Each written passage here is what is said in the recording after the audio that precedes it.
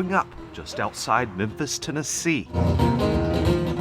There are so many grand memories of home for Brian Sullivan. It's the home of the blues, the birthplace of rock and roll. So much happened in the civil rights movement there. I love that I'm from there. But along with all the good Brian carries with him from home, there are dark days he carries too. While studying to be a missionary at a college here in East Memphis, some students encouraged Brian to take part in conversion therapy, a practice of trying to change a gay client's sexual orientation. I had wrestled with my sexuality my entire life. I thought maybe I can have a family and a wife and be accepted by God. I was desperate to be healed of what I saw as an affliction.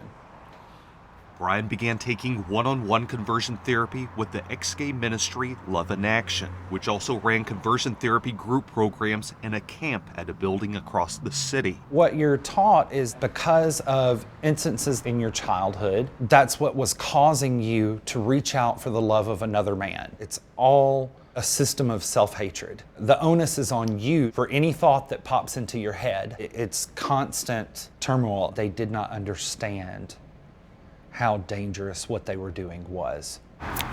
My mother did not want me to undergo this therapy. She could see that it was canceling out my light. As a survivor of a suicide attempt, there's a better way to live. Many health organizations have strongly condemned conversion therapy, including the American Psychological Association. This has led to action being taken on the legislative level in several states. Conversion therapy for minors is banned in 20 states and Washington, D.C. Another 4 states and Puerto Rico have partial bans on conversion therapy. So what does a partial ban mean? In the case of Michigan and Wisconsin, for example, governors of both states have just signed executive orders to stop state or federal funds from going to conversion therapy for minors.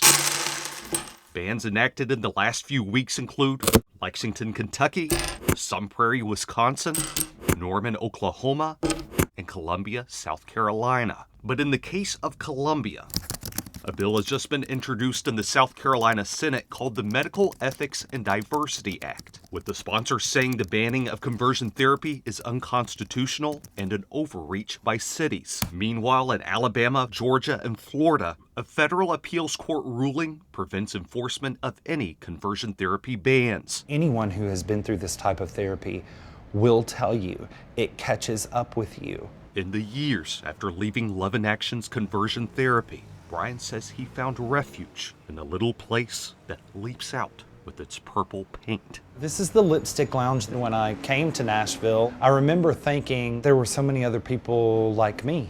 It's not just a lesbian bar, it's an everybody bar. This is a very loving place for me. Despite some painful memories, Brian says there's so much he has to love about his home of Memphis. Though he says the years since have taught him so much about the many places that can make up home. It's very important that people get connected to love.